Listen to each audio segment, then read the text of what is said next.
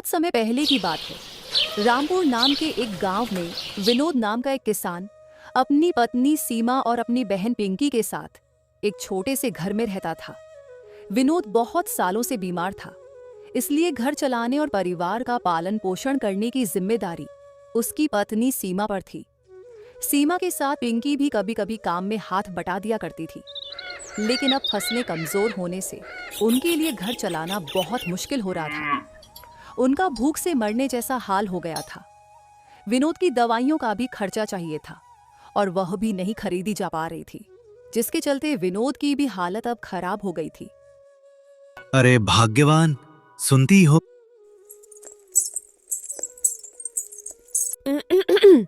हाँ बोलिए जी, क्या हुआ? वो सीमा, मेरी दवाइयाँ खत्म हो गई हैं तो तुम पिंकी से बोलकर शहर से मेरी दवाइयाँ मंगवा दो। आजकल मुझे सांस लेने में भी तकलीफ हो रही है। मेरी तो जान निकली जा रही है भाग्यवान। अजी, मैं आपकी पत्नी होने के नाते मैं आपकी तकलीफ समझ सकती हूँ, लेकिन मैं क्या करूँ? घर में एक फूटी कौड़ी तक नहीं है।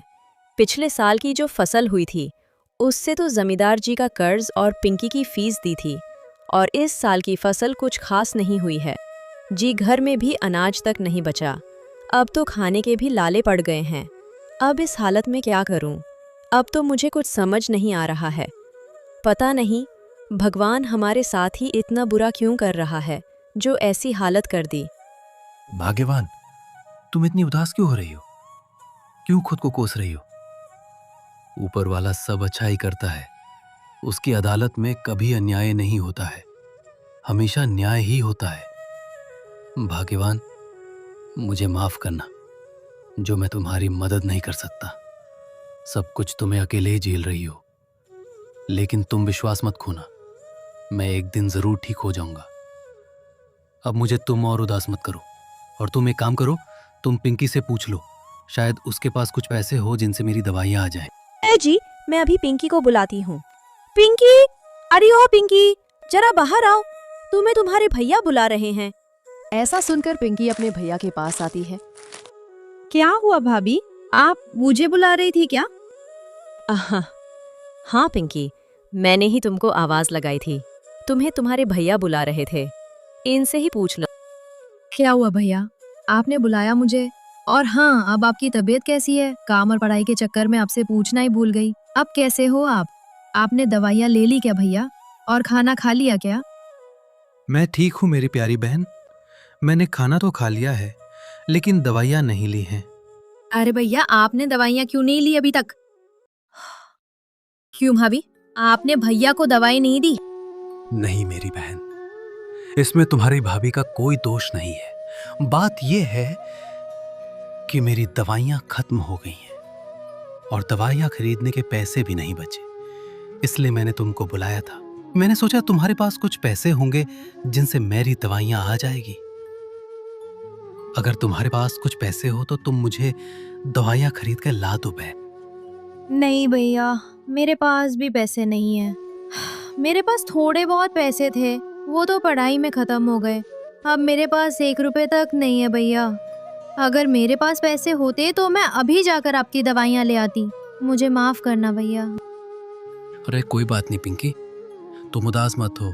तुम अपनी पढ़ाई पर ध्यान दो, एक दिन तुम जरूर कामयाब हो जाओगी। उसके बाद हमारे सारे कष्ट दूर हो जाएंगे। तुमसे मेरी बहुत आशा है मेरी बहन, तुम एक दिन इस घर की हालत को जरूर सुधार दोगी। अब मैं पूरी कोशिश कर रही हूँ, शायद इस बार मेरी नौकरी लग जाएगी, उसके बाद हमें इतनी तकलीफ नहीं सहनी होगी। ठीक है भैया, मैं अपनी दोस्त से पूछ के आती हूँ, शायद उससे कुछ पैसे मिल जाए जिनसे आपकी दवाइयों की व्यवस्था हो जाए। ठीक है पिंकी, देख लो। फिर पिंकी अपनी दोस्त शालू से मिलने जाती है। देख रही हो सीमा, इस पिंकी को कितनी चिंता है। हाँ जी, आप सही बोल रहे हो।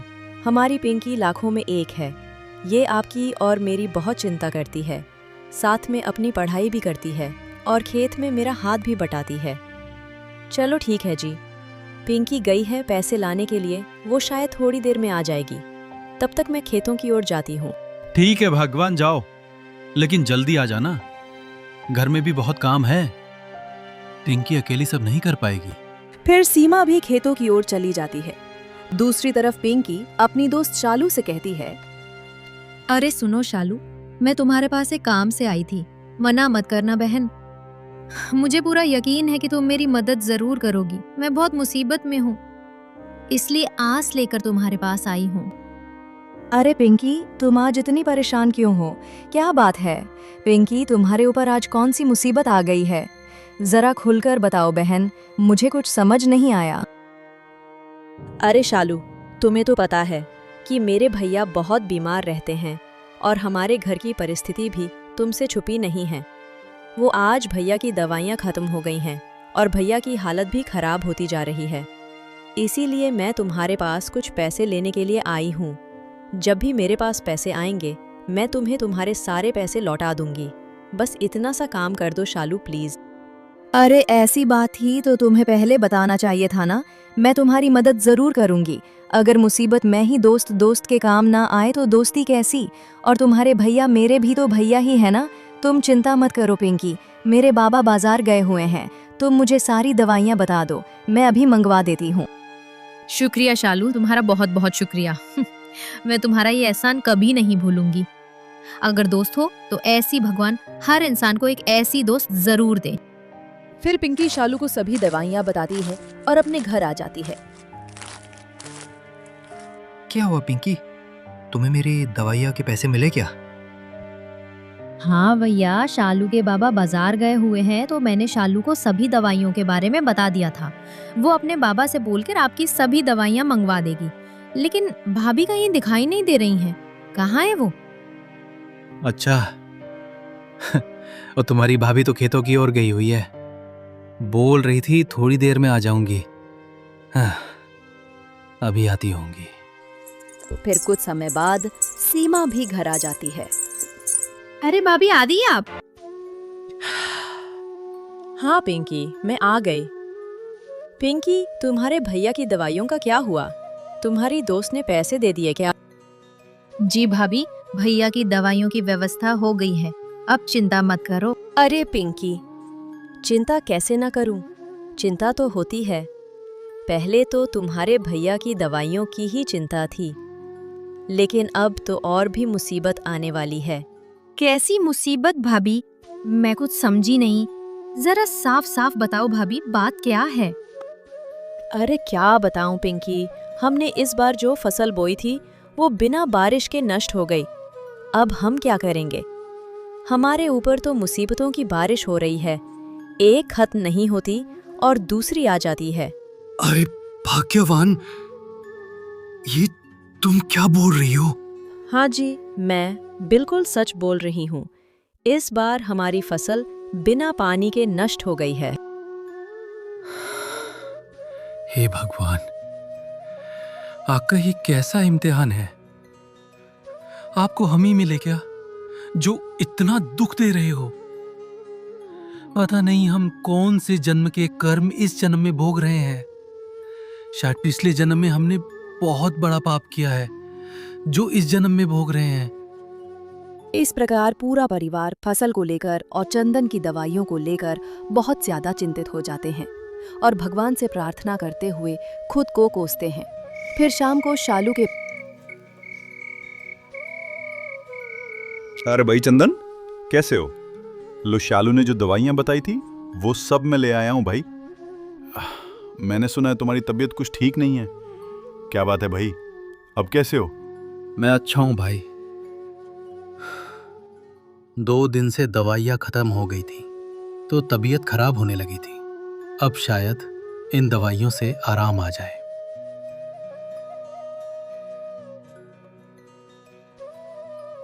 भगवान करें तुम जल्दी ठीक हो जाओ। चलो ठीक है भाई, अब मैं चलता हूं, रात होने वाली है। अपना ध्यान रखना। ठीक है किशन भाई, आपका बहुत बहुत धन्यवाद जो आपने हमारी मदद की है। मैं आपका ये एहसान कभी नहीं भूलूंगा। अरे इसमें एहसान की क्या बात है, ये तो मेरा फर्ज था। अगर इंसान ही इंसान के काम ना आए तो ये जीवन किस काम का? ऐसा बोलकर किशन वहां से चला जाता है। फिर कुछ दिन यूं ही बीत जाते हैं। फिर चंदन के परिवार में एक खतरनाक दिन आने वाला था, जिसका उन्होंने कभी सपने में भी नहीं सोचा था। चंदन की मासूम सी दिखने वाली बहन पिंकी एक बहुत ही चालाक और शातिर लड़की थी। वो जिस कॉलेज में जाती थी उसी कॉलेज में राहुल भी आता था। पिंकी राहुल से बहुत प्यार करती थी और वो दोनों शादी करने वाले थे। उनको बस इंतजार था तो सही मौके का। राहुल पड़ोसी गांव किशनपुर का रहने वाला था। एक दिन राहुल और पिंकी गांव से बाहर भागकर शादी करने के लिए एक दूसरे से मिलते हैं। अरे पिंकी, क्या हुआ? मुझे कब तक और इंतजार करना होगा? अरे राहुल, तुम्हें अब और इंतजार करने की जरूरत नहीं है। अब वो दिन आ गया है जिसका हमें इंतजार था। तुम आज रात को ही आ जाना और फिर हम दोनों यहाँ से हमेशा हमेशा के लिए चले जाएंगे। मेरी भाभी जो आपसे मुझे पढ़ाई के लिए देती थी, वो सब भी मैंने बचा कर रखे हैं, और मेरी शादी के गहने भी जो मेरे भैया भाभी ने बनवाए हैं। उन लोगों ने उन गहनों जातक भैया की दवाइयों के लिए तक नहीं इस्तेमाल किया। मैं वो गहने भी लेकर आ जाऊंगी, तुम बस तैयार रहना। चलो अब ना चलेती हूँ। I love you so Rahul, bye bye. वाह, ये हुई ना बात मेरी जान। चलो ठीक है पिंकी, मैं आ जाऊंगा और तुम भी आ जाना। याद रखना, भूल मत जाना। ये मौका हाथ से नहीं जाना चाहिए। हाँ जरूर राहुल, चलो अब मैं चलती हूँ। फिर वो दोनों अपने अपने रास्ते चले जाते हैं।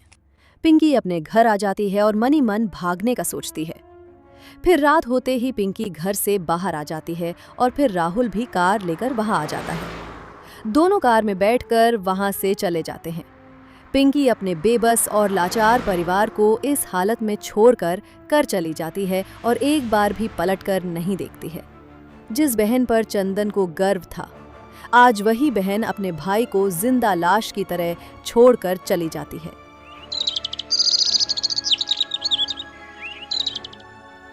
अगले दिन सुबह होते ही चंदन और सीमा को ये खबर मिलती है कि पिंकी राहुल के साथ भागकर शादी कर ली, तो उनके हाथ पर कांपने लगते हैं। इस बात से चंदन को झटका लगता है और वो सदमे में चला जाता है। देखो भाग्यवान, हमने क्या सोचा था और क्या निकला। जिस बहन पर मुझे गर्व था, आज उसी बहन ने मेरी नाक कटवा दी। मैंने कभी सपने में भी नहीं सोचा था कि पिंकी हमारे साथ ऐसा करेगी। वो हमें जीते जी मार कर चली गई। सीमा, तुम्हें पता है, जब माँ और पिताजी मुझे छोड़ कर गए थे, माँ ने मुझसे वादा लिया था कि मैं पिंकी का अच्छे से ध्यान रखूं। सीमा, मैंने पिंकी को अपनी बेटी बनाकर पाला पोसा। मैं खुद 10 बरस की उम्र में 1 बरस की पिंकी का बाप बन गया। मैंने खुद पढ़ाई छोड़ दी, लोगों के खेतों में मजदूरी करके पिंकी को पढ़ाया, और आज वही पिंकी मेरी बीमारी के खर्चे से डर गई, अपने भाई को मारता हुआ छोड़कर भाग गई। 2 दिन के प्यार के लिए अपने इस भाई का प्यार भूल गई। आज मैं हार गया सीमा, मैं हार गया। मुझे माफ कर दे माँ, शायद मैं ही पिंकी का ध्यान नहीं रख पाया। बस कीजिए आप अब। आपने अपना हर फर्ज सही से निभाया है। हमने क्या क्या किया था पिंकी के लिए, लेकिन उसने हमारे बारे में एक बार भी नहीं सोचा। हाँ, अगर उसे शादी करनी थी तो वो हमें भी बोल सकती थी, हम कौन सा मना करते। लेकिन अब उसने अच्छा नहीं किया। पूरे गांव में हमारी थू थू हो गई। हम तो मुंह दिखाने लायक नहीं बचे। हाँ भाग्यवान, इस महीने रक्षाबंधन आ रही है। अब मैं किससे राखी बंधवाऊंगा और किसके लिए खुशी मनाऊंगा? मेरी तो जिंदगी लूट गई। मैंने कभी नहीं सोचा था कि पिंकी ऐसा करेगी। बहुत सारी उम्मीद थी उससे, लेकिन उसने हमारे विश्वास का गला घोट दिया। हमारी परवरिश में कौन सी कमी थी जो आज हमें ये देखना पड़ा। उसने एक बार भी हमारे बारे में नहीं सोचा और एक बार भी आपकी तरफ नहीं देखा कि आप किस हालत में हैं। भाग्यवान, हमारी परवरिश में ही कमी थी जो आज ये सब हुआ। हमने ही उसकी हर बात मानी थी और उसका कहा किया था। मुझे क्या पता था हमारे साथ कुछ ऐसा होने वाला है।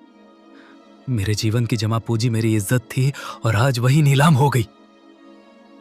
मुझसे अब और बर्दाश्त नहीं होगा। चंदन को इस बात से बहुत दुख होता है और उसकी तबीयत तो पहले ही खराब थी और अब ज्यादा हो गई। वो गहरे सदमे में चला गया और इस सदमे से उभर नहीं पाया। चंदन की पत्नी सीमा रक्षाबंधन के त्योहार पर अपने मायके चली जाती है और पीछे से चंदन की हालत बहुत ज्यादा खराब हो जाती है। वो खाना पीना छोड़ देता है। फिर एक दिन चंदन की अकाल मृत्यु हो जाती है और अब उसकी मौत पर कोई रोने वाला भी नहीं था। रामपुर नाम के छोटे से गांव से, जहां गीता नाम की एक प्यारी सी लड़की अपनी सौतेली माँ के साथ रहा करती थी। गीता, गीता, अरे कहाँ मर गए कल मुही? जब तुझे पता है कि मुझे सुबह 7 बजे चाय चाहिए होती है तो अभी तक मेरी चाय क्यों नहीं आई? माफ करना माँ, मैंने दूध गर्म करने के लिए रखा था तो आज दूध फट गया, इसलिए तबेले पर जाकर दूध लेकर आना पड़ा। इसी वजह से आपके लिए चाय बनाने में। क्या कहा तूने? आज सारा दूध फट गया? अरे ऐसे कैसे फट गया? पिछले हफ्ते भी तूने दूध फाड़ दिया था, पता भी है दूध कितना महंगा आता है।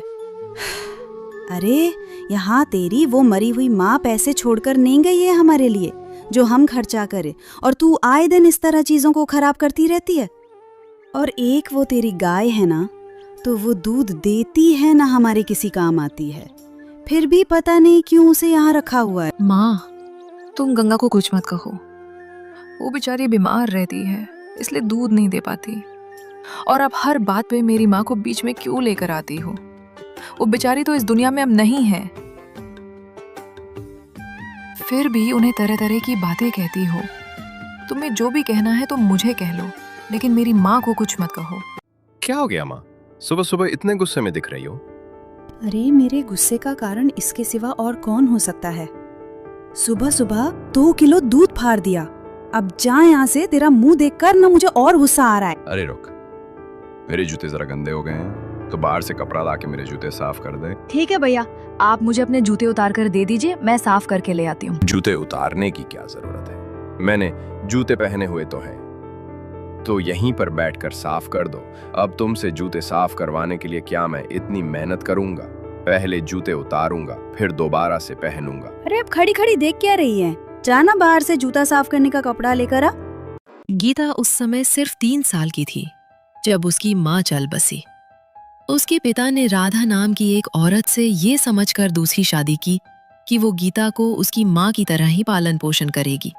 लेकिन गीता का हाल तो राधा ने घर के नौकरों से भी बदतर कर दिया था। वो उसके साथ बहुत ही बुरी तरह पेश आते थे। गीता ने अपने घर में एक गाय को पाला हुआ था जो बिल्कुल उसकी माँ की तरह उसे दुलार करती थी। जब भी गीता परेशान होती थी तो वो अपनी गाय के पास बैठकर उससे अपना दुख साझा कर लेती थी। तुझे तो पता है ना गंगा, एक तू और एक पिताजी ही है जिनकी वजह से मैं जी पाती हूँ, वरना आज तो मेरा जीने का मन भी नहीं करता। गीता की ये बातें सुनकर गंगा की भी आंखें भर आती है और वो उसे प्यार दिखने लगती है। काश भगवान ने मुझे इंसान बनाया होता तो मैं तुम्हारी माँ बनकर तुम्हें बहुत प्यार करती। जिस तरह तुमने मेरा हमेशा ख्याल रखा है, काश मैं भी उसी तरह तुम्हारा ख्याल रख पाती। मर गई? अभी तक खाना बना या नहीं? इतनी देर से हम यहाँ खाने का इंतजार कर रहे हैं। अरे भूखा मारना चाहती है क्या हमें? अंदर से माँ आवाज लगा रही है। मैं जा रही हूँ गंगा, शाम को फिर तुझसे आकर मिलती हूँ। गीता आंगन से अंदर जाती है, तभी उसे अपनी सौतेली माँ और पिताजी की बातों की आवाज आती है। अरे तुम गीता से किस तरह से बात करती हो राधा? बेटी है वो हमारी, कम से कम उससे तमीज से तो बात किया करो। वो हमारी नहीं तुम्हारी बेटी है। पता नहीं वो कौन सा मनहूस दिन था जब मैं शादी करके इस घर में आ गई। अपने बच्चों के साथ साथ इस मनहूस की भी जिम्मेदारी मुझे ही संभालनी पड़ी। अच्छा होता जो ये बचपन में ही अपनी माँ के साथ ही मर जाती। तुम्हारी हिम्मत कैसे हुई राधा मेरे बेटी के बारे में ऐसा बोलने की? अरे मन तो कर रहा है कि बाहर निकाल दूं तुझे। मेरी ही मती मारी गई थी जो मैंने तुम जैसी औरत से दूसरी शादी कर ली। अरे मती तो मेरी मारी गई थी जो तुमसे शादी की। और हाँ, तुम्हारी इतनी औकात नहीं है कि तुम मुझे इस घर से निकालो। भूल ले क्या? तुमने खुद ही तो इस घर को मेरे नाम किया है। अब अगर इस घर से कोई किसी को निकाल सकता है तो वो सिर्फ मैं निकाल सकती हूँ। मेरे सामने ज़्यादा बनो मत, वरना तुम्हें और तुम्हारी बेटी दोनों को धक्के मारकर यहाँ से निकाल दूंगी। कहीं पे सर छुपाने की जगह नहीं मिलेगी तुम्हें। गीता को उन दोनों की बातें साफ साफ सुनाई दे रही थी और अपनी सौतेली माँ के मुंह से निकले ये कड़वे शब्द सुनकर गीता को बहुत बुरा लग रहा था। ठीक ही तो कहा माँ ने। अच्छा होता कि मैं अपनी माँ के साथ ही चली जाती। इस जीवन से छुटकारा तो मिलता मुझे। बिना माँ के जीवन बहुत बुरा है। जीवन में तब तक खुशी है जब तक हमारी माँ हमारे पास है। माँ, माँ तो मुझे अपने पास बुला लो। माँ, अब मेरा जीने का बिल्कुल मन नहीं करता है माँ। गीता अपनी माँ के बिना पहले ही खुद को बहुत अकेला महसूस करती थी। बस एक उसके पिता ही थे जिसके सहारे वो अपनी जिंदगी गुजार रही थी। लेकिन कुछ समय बाद उसके पिता की तबीयत भी अचानक बहुत खराब हो गई। आपके लिए पानी लेकर आती हूँ पिताजी, और आपके लिए दवाई भी खरीद कर लाती हूँ। इन देसी नुस्खों से आपकी तबीयत ठीक नहीं होने वाली है। अरे नहीं बेटी, मुझे तो बस थोड़ी सी खांसी हो गई है। मुझे बस थोड़ी सी अदरक वाली चाय बना के ला दे तो मैं ठीक हो जाऊंगा। गीता अपने पिता को पानी पिलाती है और उनके लिए तुलसी अदरक डालकर उन्हें चाय बनाकर पिलाती है। लेकिन सोहन की खांसी रुकने का नाम ही नहीं लेती। अब मैं आपकी एक भी बात नहीं सुनूंगी पिताजी। मैं अभी के अभी डॉक्टर को बुला कर लाती हूँ। मैं आपको इस हालत में और नहीं देख सकती। गीता जल्दी से पास के डॉक्टर को बुलाकर लाती है। डॉक्टर सोहन का चेकअप करते हैं। इनकी हालत तो सचमुच में काफी गंभीर लगती है। मुझे लगता है कि इनकी बॉडी में जरूर कोई इन्फेक्शन हुआ है। जितनी जल्दी हो सके इन्हें अस्पताल में भर्ती करवा दीजिए। ठीक है डॉक्टर साहब। आपकी फीस कितनी हुई? नहीं गीता, आप लोग तो मेरे पड़ोसी हो, मैं आपसे फीस नहीं ले सकता। बस आप जल्दी से जल्दी अपने पिताजी को अस्पताल में भर्ती करवा दीजिए। उन्हें इस वक्त इलाज की सख्त जरूरत है। डॉक्टर गीता को कुछ दवाइयां देकर वहां से चले जाते हैं। गीता अपनी सौतेली माँ से इस बारे में बात करती है। तो तुझे पैसा नहीं देने वाली। सरकार ने इतने सारे मुफ्त सरकारी अस्पताल खोले हैं ना, तू वहां जाके इसका इलाज करवा। मेरे पास इसके ऊपर खर्च करने के लिए पैसे नहीं है। ऐसा कैसे कह सकती है माँ? मैं मानती हूँ कि मैं आपकी सगी औलाद नहीं हूँ, तो आप मुझसे चिढ़ती हैं। लेकिन वो तो आपके पति है ना, कम से कम आप उनका तो थोड़ा ख्याल कीजिए। अरे वो मेरा पति है, इसलिए तो कह रही हूँ कि उसे सरकारी अस्पताल में ले जा। जब कोई काम मुफ्त में हो सकता है तो उसके लिए पैसे लगाने जरूरी है क्या? मेरी बात अच्छे से समझ गई ना? देखिए माँ, मैं आपके आगे हाथ जोड़ती हूँ। पिताजी का इलाज करवाना इस समय बहुत जरूरी है माँ। और सरकारी अस्पतालों का हाथ तो आप जानती ही है ना, वहां पर ना तो कोई बेड खाली है, ना ही कोई मरीज पर इतना ध्यान देता है। पिताजी की सारी पूंजी आपके पास है माँ, कम से कम थोड़ा तो सोचिए। अगर अब तूने मेरे साथ और बहस की ना, तो जो तुझे और तेरे इस बीमार पिता को मैं अपने घर पे रख रही हूँ वो भी नहीं रखूंगी। सरकारी अस्पताल में इलाज करवाना है तो करवा, वरना मरने दे इसे। अपनी सौतेली माँ के मुंह से इतने कड़वे बोल सुनकर गीता की आंखों में आंसू आ जाते हैं। उसे जब कुछ भी समझ नहीं आता तो वो अपनी गाय गंगा के पास जाकर बैठ जाती है। गंगा तो जानती है ना कि पिताजी की तबीयत कितनी खराब है। माँ के पास बहुत पैसा है, पिताजी ने अपना सारा पैसा उन्हीं को दिया हुआ है, लेकिन वो मुझे पिताजी के इलाज के लिए एक भी पैसे नहीं दे रही। मैं क्या करूं गंगा? मुझे पैसों की बहुत जरूरत है। मैं तुम्हारी मदद करना चाहती हूँ गीता, लेकिन ये चाह कर भी तुम्हारी मदद मैं नहीं कर सकती। मैं भगवान से प्रार्थना करूंगी कि तुम्हारे पिताजी जल्दी से उन्हें इलाज के लिए पैसे मिल जाए और वो ठीक हो जाएं। गीता रोती हुई अपनी गंगा से बातें कर ही रही थी कि तभी पड़ोस में रहने वाली मनोरमा चाची गीता को रोते हुए देखकर वहां आती है। अरे गीता, क्या बात है बेटा, तेरी आंखों में आंसू क्यों है? घर में सब कुछ ठीक तो है ना?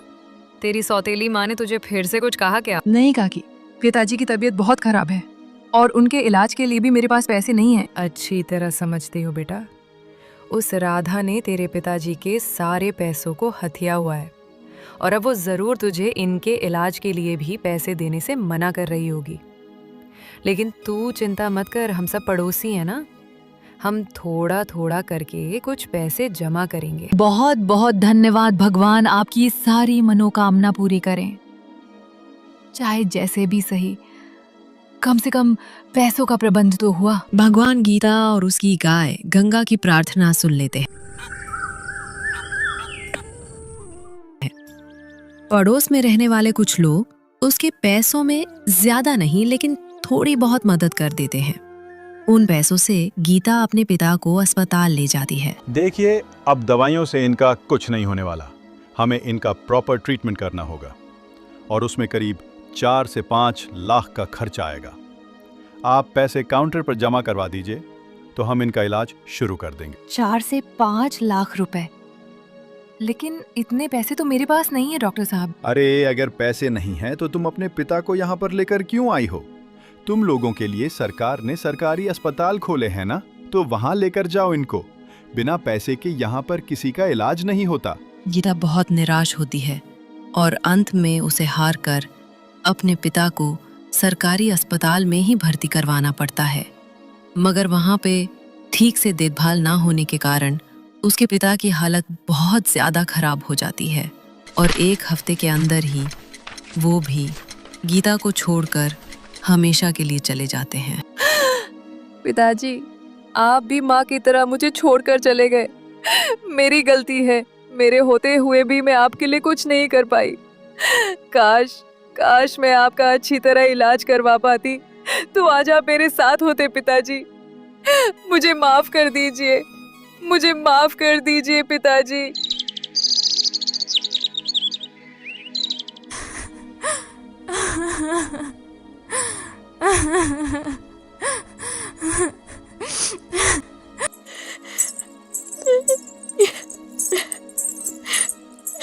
अरे बस कर अब, तब से रो रो के मेरे सर में दर्द कर दिया इसने।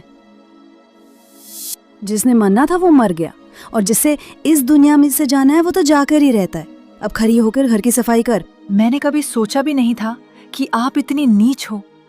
यहाँ आज मेरे पिता का अंतिम संस्कार हुआ है और आपकी आंखों में आंसू तो दूर, मेरे पिता के लिए आप ऐसे शब्द कह रही हो।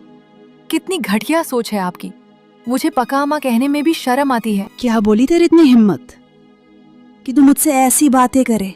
अभी तक तुझे इस घर में रख रही थी ना, अब देख मैं तेरे साथ क्या करूंगी। राधा पहले तो जैसे तैसे गीता को घर में रख रही थी, लेकिन अब वो जल्द से जल्द उस घर से उसे रफा दफा करना चाहती थी। अगले दिन ही उसने रिश्ते वालों को घर पर बुलाया। एक 40 साल का आदमी उसके घर आया। गीता, जा जल्दी से चाय नाश्ता लेकर आ। गीता जल्दी से चाय नाश्ता लेने चली जाती है। तभी राधा उस 40 साल के आदमी से कहती है, देखिए ये तो आपको भी पता है कि आपकी उम्र में और गीता की उम्र में कितना फर्क है, इसीलिए अगर आपको उससे शादी करनी है तो मुझे 5 लाख रुपए देने होंगे। मेरे पास पैसों की कमी नहीं है, मैं आपको पैसे दे दूंगा, लेकिन शादी के बाद अगर कोई दिक्कत हुई तो मैं उसका जिम्मेदार नहीं होऊंगा। अरे हाँ, मुझे उससे कोई मतलब नहीं है, वो तो मेरी सौतेली बेटी है। शादी के बाद तुम चाहे उसे मारो चाहे पीटो, मुझे उससे कोई फर्क नहीं पड़ता। राधा उस आदमी से 5 लाख लेती है और 21 साल की गीता की शादी उससे करवाने के लिए मान जाती है। लेकिन गीता उनकी ये सब बातें सुन लेती है। आप ये क्या कह रही हैं माँ? आप इन चंद रुपयों के लिए मेरी शादी इस आदमी से करवा देंगी? कम से कम आप मेरी उम्र का तो लिहाज कीजिए। क्या लिहाज करूं? हाँ, क्या लिहाज करूं मैं तेरी उम्र का? ना तो तेरे सर पे तेरी माँ का हाथ है, ना तेरे बाप का साया। तो कौन करेगा तुझ जैसी लड़की से ब्याह? मुश्किल से ये रिश्ता आया तो चुपचाप ब्याह कर ले और चली जा अपने ससुराल, वरना पूरी जिंदगी मैं तुझे यहाँ पे बिठा के तो नहीं रखने वाली। या तू शादी करके इस घर से जा या फिर इस घर से